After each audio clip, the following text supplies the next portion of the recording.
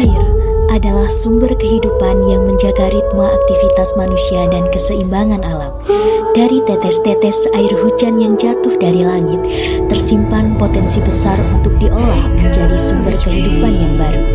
Universitas Negeri Malang menghadirkan sebuah inovasi berbasis teknologi yang mengubah air hujan menjadi air minum yang aman dan higienis. Air UM, sebuah langkah nyata UM dalam mewujudkan kampus berkelanjutan yang peduli pada kesehatan, lingkungan, dan masa depan. Assalamualaikum warahmatullahi wabarakatuh. Saya Faul Hidayatun Nafik sebagai Kasubdit Sarana dan Prasarana, secara tidak langsung adalah penanggung jawab dari air UM. Baik Bapak, saya izin bertanya ya Pak, untuk air UM ini kan merupakan program yang cukup besar di Universitas Negeri Malang.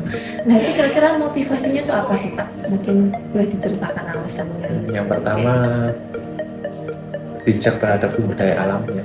Yang pertama, jadi kita bijak terhadap air hujan ya, karena air hujan itu kan pemberian yang Maha Kuasa ya.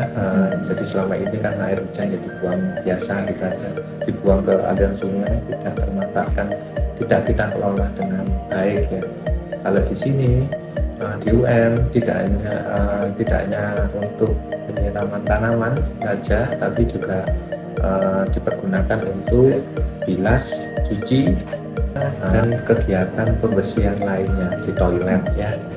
Langkah yang lebih bagus lagi adalah tidak hanya memanfaatkan sebagai pembersihan peralatan ataupun pembersihan diri, tapi juga kita siapkan sebagai air siap minum, tidak hanya sebatas untuk keperluan harian, tapi juga bisa untuk air. Dengan harapan air minum itu air minum menyehatkan. Kenapa kok menyehatkan? Ada beberapa memang air minum mineral itu sedikit ada masalah jika mineral itu tidak cocok dengan tubuh. Kalau ini adalah air murni. Air murni relatif mineralnya kecil dan air dari air hujan. Itu yang awal dari ide dasar kita memanfaatkan air hujan sebagai air minum. Kenapa harus air hujan? Ya. Kan ada mungkin coba air biasa, air dari keran terus diolah jadi air minum lagi. Yang pertama adalah air hujan itu gratis karena turun otomatis tanpa pompa. Yang pertama, tanpa listrik. Ya kan itu kalau misalkan air hujan, air non hujan seperti air tanah, itu kan kita harus menggali pompa, menggali sumur, terus kemudian menyiapkan pompa hisap. Itu kita perlu listrik, kita perlu beli pompa, yang itu ya. Kalau air PDAM berarti kita harus beli, kita harus membayar tagihannya, tagihan PDAM. Yang pertama kembali ke air hujan. Kenapa kok air hujan itu tadi yang sempat saya sampaikan? Karena itu pemberian ya kita olah dengan hujan. Gratis lah, kamarnya gratis, melimpah di saat musim hujan. Kan air hujan ini kan turun langsung dari langit. Itu kan pasti masih kotor atau gimana. Nah itu prosesnya biar siap jadi air minum Ya.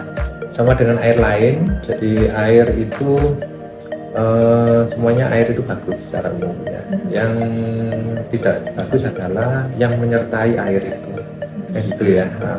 Kalau misalkan air hujan, apakah air hujan itu aman? Secara langsung tidak aman. Secara langsung kita konsumsi tidak aman. Bagaimana caranya air hujan itu agar aman? Berarti harus kita gunakan teknologi. Kalau kita menggunakan teknologi, kita sebut adalah water treatment atau pengolah air agar air itu siap minum. Tidak hanya air hujan, air lain juga demikian. Air sumur kan kita perlu water treatment, entah itu minimal kita masak, kita panasi agar membunuh bakteri, itu sama dengan water treatment. Kalau air hujan juga sama, kita harus perlu teknologi pemurni air agar air itu siap. Air hujan ini kan masih menjadi stereotip bagi masyarakat, kan air hujan kan masih kotor terus yang gini-gini. Kalau kok bisa langsung jadi air minum itu kan pasti orang bertanya-tanya, ini jaminan biar bisa diminum itu apa, terus bagaimana? Yang pertama, air hujan itu harus kita olah itu kita sesuaikan dengan kebutuhan kita. Air hujan itu bersifat asam. Dan itu kalau kita langsung minum memang tidak bagus. Waktu itu diperlukan teknologi penaikan pH agar bisa siap kita gunakan. Yang kedua adalah pembunuh bakteri, karena di udara kan mesti kadang-kadang ada bakteri. Nah, itu bagaimana caranya kita membunuh bakteri? Kita juga menggunakan teknologi, misalkan teknologi ultraviolet. Teknologi yang paling sederhana adalah teknologi menggunakan pemanas air, atau kita masak ya, kita panasi menggunakan suhu tinggi sampai mendidih, kan gitu. Itu sama dengan itu membunuh bakteri. Yang ketiga adalah mengurangi mineral yang terlarut. Mineral terlarut kalau dari air hujannya sendiri, mineralnya hampir tidak ada unsur terlarut karena tidak melewati bebatuan. Bisa jadi ketika turun masuk ke genting, ke atap itu juga ada partikelnya, ada mungkin partikel kasar atau bahkan partikel halus, melewati talang, semen dan seterusnya sampai menuju ke tempat penampungan. Itu kan melewati banyak jalur air, dan itu ada kemungkinan itu terkontaminasi dengan partikel. Itu kita harus bersihkan menggunakan filter. Filternya yang pertama adalah filter kasar, yang terakhir adalah filter halus yang skalanya 0,0001 mikron. Itu yang mau jadi. Bagaimana kita tahu bahwa air itu memang sehat? Tentu harus menggunakan data dukung. Data dukungnya adalah berupa kita harus memasukkan air itu ke dalam laboratorium standar nasional. Dalam artian yang terdekat dengan UM adalah laboratorium lingkungan Jasa Tirta yang ada di Jalan Surabaya. Mereka akan mengeluarkan sertifikat lulus dan tidak lulusnya atau memenuhi standar baku mutu air minum apa tidaknya, mereka yang menentukan.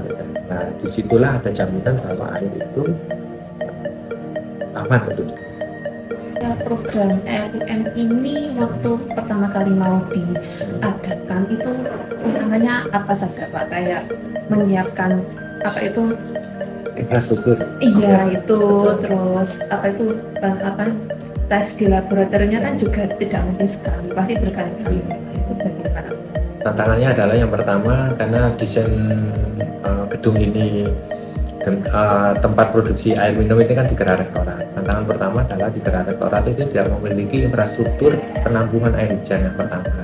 Jadi harus kita modifikasi, yang semula saluran air hujan dari atap itu di bawah sungai kita belokkan ke tangki penampungan air utama yang ada di Gerah Rektorat.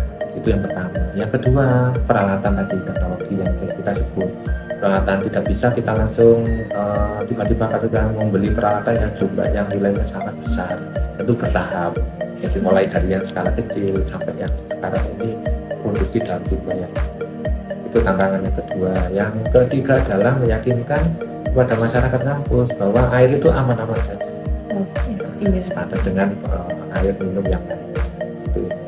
Itu syaratnya. Ini tujuan apa itu dibuatnya RUM pasti tidak hanya untuk bahasa UN juga ya Pak. Nah itu ada nggak niat untuk dijual secara luas gitu? Tujuannya memang kita punya tujuan seperti itu. Nantinya akan kita jual dalam produksi massal untuk masyarakat umum bisa menikmati air UM. Tapi untuk mencapai tahap itu tentu harus ada banyak proses. Saat ini yang kita lakukan adalah proses mengurus Standar Nasional Indonesia (SNI). Langsung dilanjutkan dengan sertifikat halal, langsung dilanjutkan kepada BPOM dan pengawas obat makanan. Sehingga kalau misalkan sudah memiliki label standarisasi secara nasional itu selesai, proses itu selesai, baru kita lakukan pemasaran secara umum. Oke, ini boleh diceritakan sedikit aja Pak tentang proses produksi RUM dari penyaringan atau bagaimana gitu Pak? Secara umum gini, air hujan turun masuk ke atap, masuk ke saluran air talang ya, kita sebut talang air, terus kemudian masuk ke tandon itu masuk ke peralatan pengolah air. Peralatan pengolah air itu terbagi menjadi secara umum ada 3 secara umum. Yang pertama filtrasi, memfilter. Jadi mulai dari partikel kasar, partikel halus, termasuk mineral, barangkali menggunakan mineral yang terlarut itu berbahaya, itu filtrasi. Yang kedua adalah pembunuh mikroorganisme. Jadi pembunuh mikroorganisme kita sebut secara umum adalah bakteri, membunuh bakteri. Yang ketiga adalah tahap untuk menstabilkan pH, karena air hujan bersifat asam. Nah, itu menaikkan pH. Jadi ada 3 kelompok itu. Kalau sudah terpenuhi 3 itu baru pengemasan secara umum seperti itu.